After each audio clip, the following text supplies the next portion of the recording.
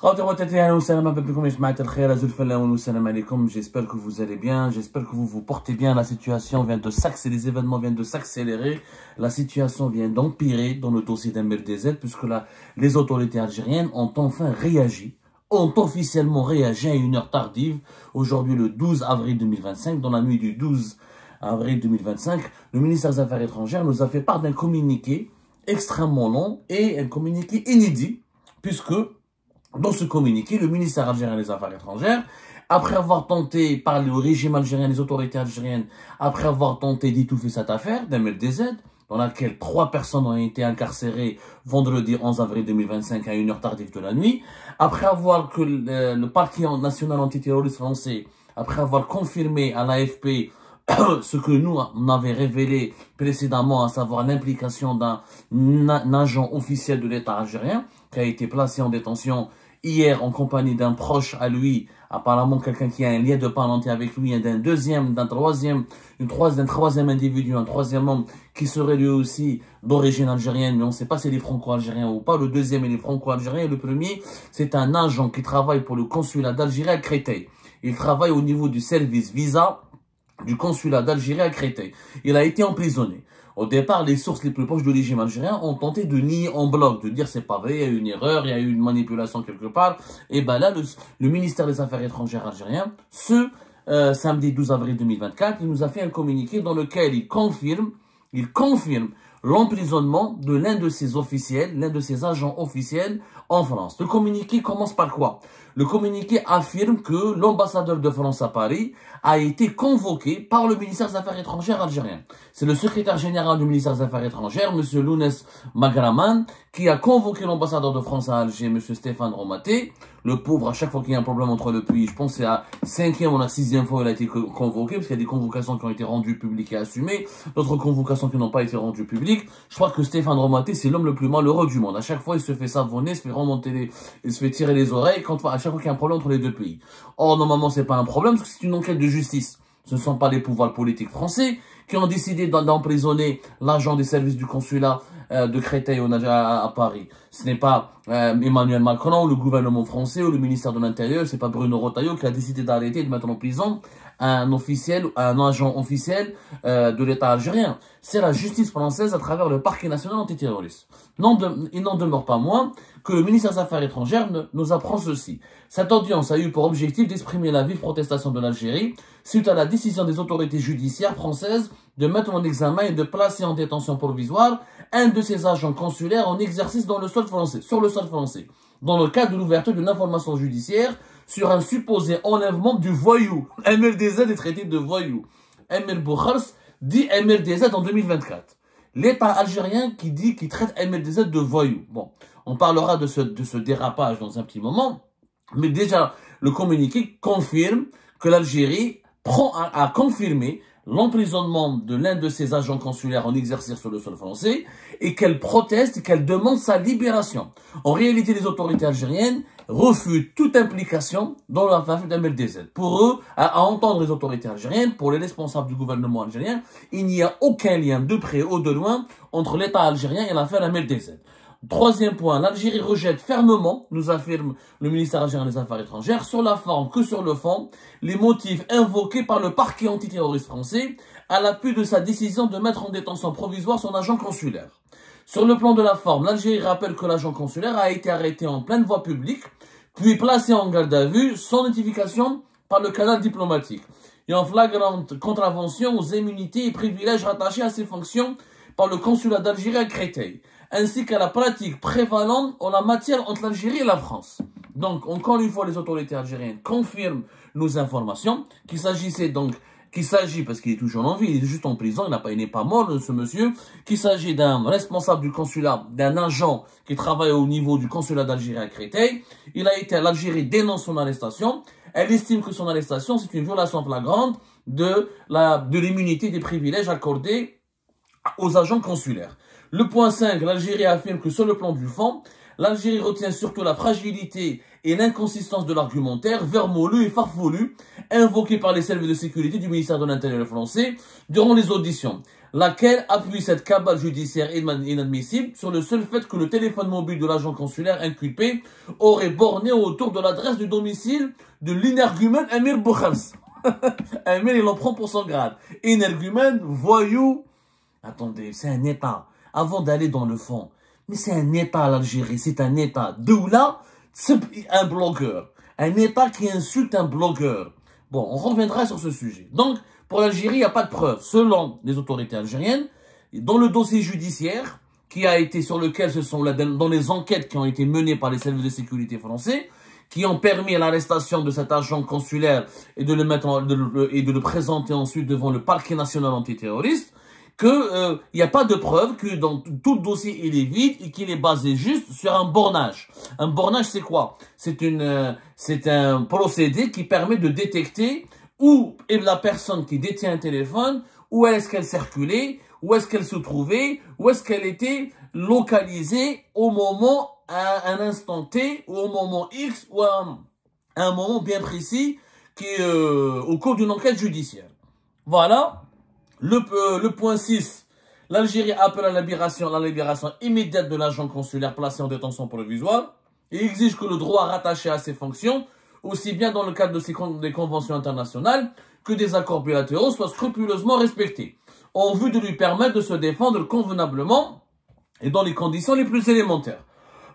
Ce tournant judiciaire inédit dans les annales des relations algéro-françaises n'est pas le fruit du hasard et que son occurrence intervient dans un contexte bien déterminé et à des fins de torpillage du processus de relance des relations bilatérales convenues entre les deux chefs d'État lors de leur entretien téléphonique, leur récent entretien téléphonique. Voilà, donc la diplomatie algérienne estime qu'il y a un sabotage, qu'il y a un complot. Subhanallah, il y a une théorie du complot.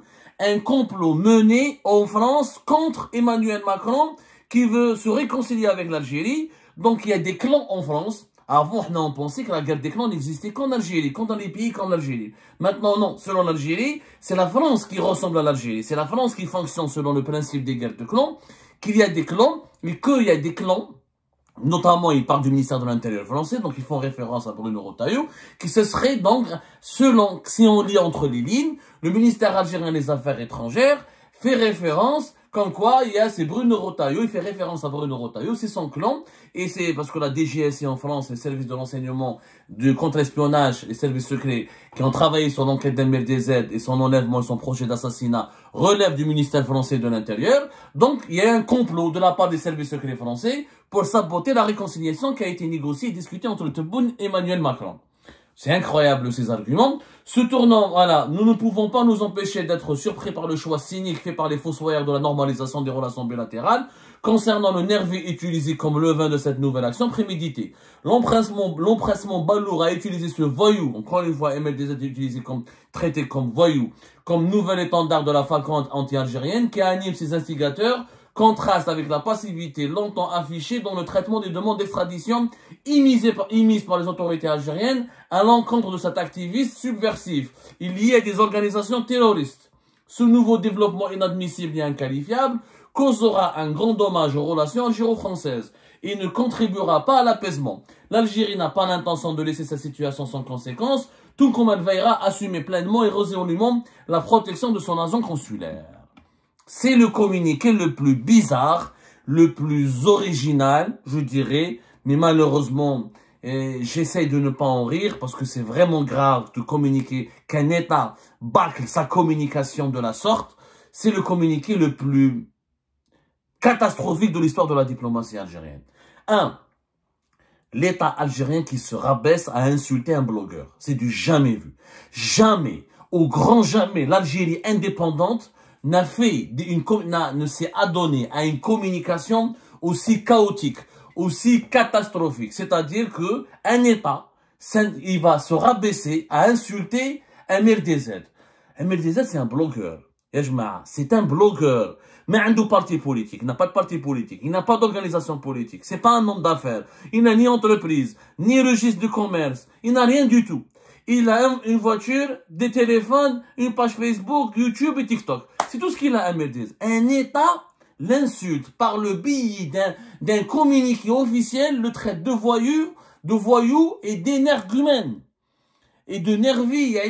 Un État se permet d'insulter un blogueur. Ça veut dire quoi? Ça veut dire que ce blogueur vous fait du mal. Ça veut dire que ce blogueur, vous le détestez. Sur le plan moral, on n'a jamais vu un État qui se rabaisse pour traiter, pour s'en prendre à des blogueurs ou à des activistes sur Internet de la manière la plus virulente, la plus insultante, la plus injurieuse dans un communiqué officiel. Les États n'insultent pas des individus. Les États défendent leurs intérêts. Les États, ils se bagarrent avec des États. Les États, ils s'en prennent à des États. Les États, ils affrontent d'autres États. Je n'ai jamais vu un État, ça c'est pas la PS, c'est pas un média public, c'est pas un média privé, c'est le ministère algérien des Affaires étrangères. C'est la diplomatie algérienne, Younes, la diplomatie qui a permis, depuis l'indépendance du pays, elle était l'un des étendards de la grandeur de l'Algérie à travers le monde.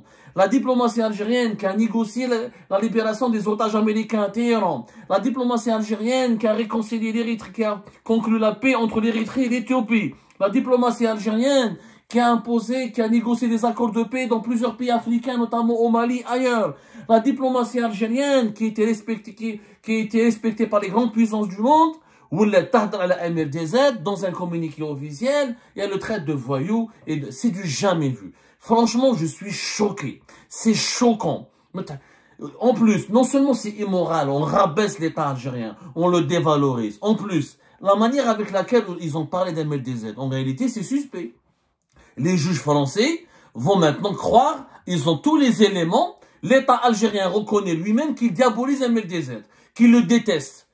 Donc si vous le détestez, c'est que finalement vous avez, on peut douter de vous, donc le doute il est permis. Peut-être que vraiment il y a derrière l'enlèvement d'MLDZ des responsables liés à l'État algérien. Si ce voyou n'était pas aussi gênant, n'était pas aussi dangereux pour vous, pourquoi vous en parlez dans un communiqué officiel et pourquoi vous assumez le fait que vous le haïssez de façon aussi violente? Donc, quelque part, l'État algérien reconnaît lui-même qu'il en veut à un MLDZ, alors qu'il est soupçonné par la justice française d'avoir commandité son assassinat. Donc, sur la forme comme sur le fond, ce communiqué est extrêmement maladroit. Maintenant, l'Algérie défend son agent consulaire. On aurait aimé d'abord qu'il confirme, il y a une confirmation de son emprisonnement. L'Algérie demande sa libération. Bien sûr, c'est de bonne guerre. Elle se doit, d'ailleurs, ça serait grave si le ministère algérien des Affaires étrangères ne défend pas son propre agent consulaire qui travaille au consulat d'Algérie à Créteil. Mais, attention, il n'y a pas eu de violation de la Convention de Vienne, c'est complètement faux. La Convention de Vienne de 1963, on en a parlé dans une émission, elle permet aux États de procéder à l'arrestation de diplomates étrangers ou d'agents consulaires étrangers s'ils commettent ou s'ils sont impliqués dans des crimes graves. Dans des crimes graves. Cette immunité diplomatique n'est pas absolue si l'agent consulaire peut être arrêté, il peut être mis en détention s'il commet un crime grave sur le sol du pays dans lequel il travaille. Un crime, l'enlèvement, l'entreprise terroriste ou un crime terroriste, séquestration, projet d'assassinat d'une personnalité publique qui a des opinions pour ses opinions politiques, un crime politique ou un crime terroriste, c'est un crime grave. La Convention de Vienne, elle est claire. On va détailler point par point ce qu'elle dit la Convention de Vienne concernant les consulats, la protection des agents consulaires. L'immunité diplomatique, elle ne te permet pas de venir tuer des gens, poser des bombes là ou c'est pas possible. C'est la Convention de Vienne, elle donne beaucoup de droits et une immunité, mais l'immunité n'est pas absolue. On en parlera demain. Quand, sur le plan 5, les autorités algériennes parlent de la fragilité et de l'inconsistance de l'argument vermoulu et farfelu, invoqué par les services de sécurité du ministère de l'Intérieur durant les auditions. Attendez, c'est que les autorités algériennes jugent une enquête qui est menée en France. D'abord, c'est une violation de la souveraineté de la France. De deux, qui vous dit que dans le dossier judiciaire et dans le dossier sécuritaire, il n'y a pas de preuves matérielles. Il y a juste des communications téléphoniques. Les juges français n'ont pas révélé, ils ne se sont pas exprimés. Il n'y a pas eu de point de presse, ils ont juste confirmé à l'AFP la mise en examen de 3 individus, dont 2 qui sont algériens, le deuxième est un franco-algérien, et l'un, détenteur d'un passeport de service, il travaille pour le consulat pour l'un des consulats d'Algérie. C'est pas la justice française qui a révélé le consulat d'Algérie de Créteil, c'est nous, Algérie part. Et on a été repris plus tard. comment on peut juger que dans le dossier, il n'y a pas de preuves?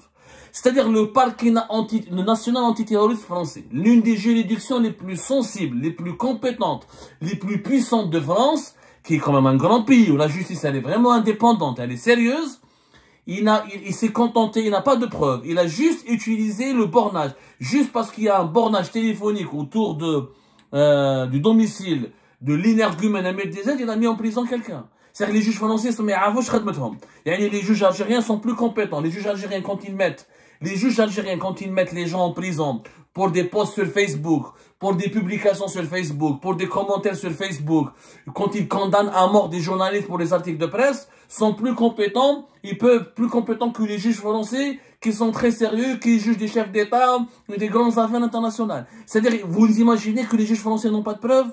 À la belle compagnie en France, pour mettre quelqu'un en prison, il faut vraiment un dossier béton. Il faut des preuves irréfutables. Cela signifie quoi? Cela signifie que le dossier judiciaire qui est entre les mains du parquet national antiterroriste français contient des preuves matérielles, contient des preuves irréfutables, qu'il n'y a pas uniquement des discussions sur téléphone ou qu'il n'y a pas un simple bornage. Cet agent du consulat, pourquoi il a été autour du domicile d'MLDZ? Pourquoi? Pourquoi? Zahmal, il s'est arrêté juste là. Il y a juste là, domicile d'MLDZ pour le prendre en photo. C'est qu'il y a quelque chose derrière. Et pourquoi il a utilisé les intermédiaires qui ont été en contact avec les gangsters? Il y a des échanges, il y a des discussions, il y a des preuves matérielles, il y a eu des témoignages. Cette enquête a été menée par la DGSI française, les services secrets français. Donc l'Algérie dit légitime et conteste la légitimité, remet en cause la légitimité, la légalité de cette enquête. Soit, c'est très bien, c'est son droit, mais le faire de façon aussi publique et une façon aussi en utilisant des adjectifs qualificatifs extrêmement graves, vermoulu, farfelu, c'est des jugements de valeur. L'Algérie juge ainsi ou se permet d'apporter des jugements de valeur sur les enquêtes policières et judiciaires menées en France. Soit. Maintenant, qu'est-ce qu'on demande? Il faut que les autorités judiciaires françaises répondent. Moi, j'aimerais bien que maintenant, nous allons saisir le parquet national antiterroriste français et il faut qu'il fasse un point de presse. Il nous parle de ce dossier. Est-ce que les juges français se sont aventurés à mettre en prison un officiel de l'État algérien, un agent du consulat d'Algérie à Créteil, juste pour des discussions sur WhatsApp ou sur Facebook Messenger, ou juste pour avoir un bornage téléphonique? Soyons sérieux, c'est qu'il y a un dossier derrière. Il y a eu 96 heures de garde à vue, il y a eu des auditions, le parquet national antiterroriste, c'est pas un simple tribunal, c'est des juges extrêmement compétents, c'est des juges, la majorité des juges, beaucoup, pas la majorité, beaucoup de ces juges qui travaillent pour le parquet national antiterroriste collaborent avec les autorités algériennes sur les affaires de terrorisme. Ils connaissent très bien l'Algérie. Les autorités algériennes les connaissent. Il y a toujours eu du respect entre les appareils judiciaires algériens et français quand il s'agissait en matière de lutte contre le terrorisme. Aujourd'hui, comme ça touche un responsable, ça confirme l'implication d'un officiel de l'État algérien. D'ailleurs, qui a demandé à cet agent du consulat de Créteil, consulat d'Algérie à Créteil, d'aller s'attaquer à MLDZ? Qui lui a demandé de planifier cet attentat? Qui lui a demandé de mettre en place une opération d'assassinat? L'enquête se poursuit. En réalité, la réaction violente des autorités algériennes, elle dévoile une sorte de bouleversement. Ça se voit que les autorités algériennes sont très bouleversées. Parce que ce communiqué est trop violent. Il n'est pas rationnel, il n'est pas objectif. Tu parles d'un voyou, d'un salopard, d'un énergumène. Tu remets en cause, tu t'attaques au service de sécurité français, tu t'attaques à la justice française. C'est trop violent pour être crédible. Un État qui est sûr de lui-même, qui est sûr qui est sûr de son innocence, qui se dit qu'il est irréprochable et que cet agent consulaire, il est innocent. Défendez-le dans le cadre du droit.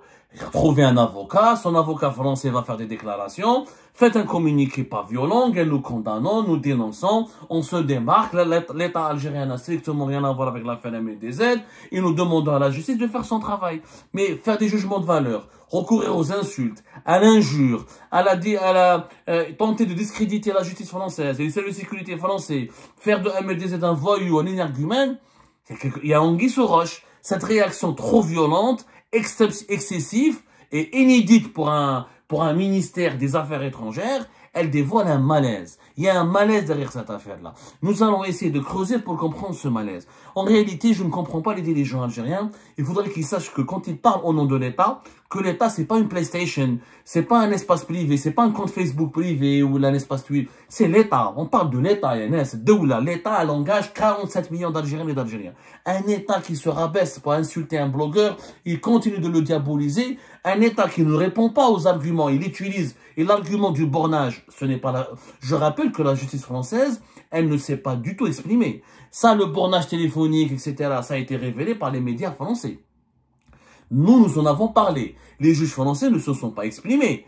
Pourquoi ne pas avoir attendu? Pourquoi ne pas avoir demandé directement dans une correspondance officielle à la justice française de communiquer une copie du dossier?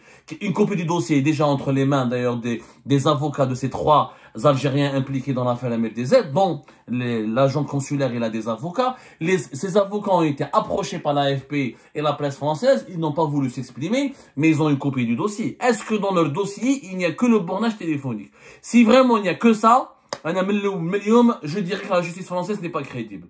Soyons sérieux, on parle de la justice française. On parle d'une justice qui a jugé Sarkozy, François Fillon, des ministres, du gouvernement, des ministres qui ont, mais des généraux. Personne n'a échappé à la justice française parce qu'elle est rigoureuse et elle est sérieuse. Vous n'allez pas maintenant, ce n'est pas la justice algérienne qui condamne les gens, encore une fois, pour un post sur Facebook ou là pour une discussion privée sur WhatsApp qui pourra donner des leçons à la justice française. Je suis désolé, il faut redonner à César ce qui appartient à César, il faut remettre à César ce qui appartient à César, il faut rester aujourd'hui, l'État algérien devrait d'abord diligenter une enquête interne, demander des explications, une enquête interne, l'Algérie qu'elle fasse sa propre enquête. Est-ce que cet agent du consulat de Créteil, il a agi tout seul? Pourquoi il est parti espionner MLDZ? Pourquoi il a participé à l'opération d'MLDZ? Et de 2, l'État algérien a le droit de démentir, mais en utilisant un certain langage. On est dans la diplomatie. Il faut un langage de bien éducation. La diplomatie, elle a des codes, elle a des normes. Je sais pas, elle a des usages. On parle pas un ministère des Affaires étrangères ne peut pas parler comme un internaute comme une mouche électronique sur Facebook ou sur TikTok. C'est un État. Troisièmement, donnez-nous des arguments. Vous dites que vous n'avez rien fait contre MLDZ. Donnez-nous des arguments, donnez-nous des preuves que vous n'êtes pas impliqué. C'est tout. La preuve, prouvez l'innocence de l'agent consulaire et qu'il va avoir un tel procès. Prouvez, allez-y, que l'Algérie dépêche ses avocats et qu'elle démontre au juge français que cet agent consulaire et que l'autre agent qui n'a pas été arrêté, qui est l'ancien consul adjoint du consulat d'Algérie à Créteil, sont innocents. Si il est démontré par des preuves matérielles irréfutables que ces agents n'ont rien à voir avec l'affaire MLDZ, on va applaudir que l'Algérie a gagné. Bravo, l'Algérie a gagné, elle est irréprochable. Mais il faut ramener les arguments. Ce n'est pas par des injures, des insultes et des remises en cause insultantes et calomnieuses qu'on prouve l'innocence de personnes qui sont accusées de crimes extrêmement graves. On parle d'entreprises terroristes, on parle de séquestration, d'enlèvement, tentative d'assassinat, et c'est pour ces crimes graves, il n'y a pas d'immunité diplomatique. Je rappelle, il n'y a pas d'immunité diplomatique.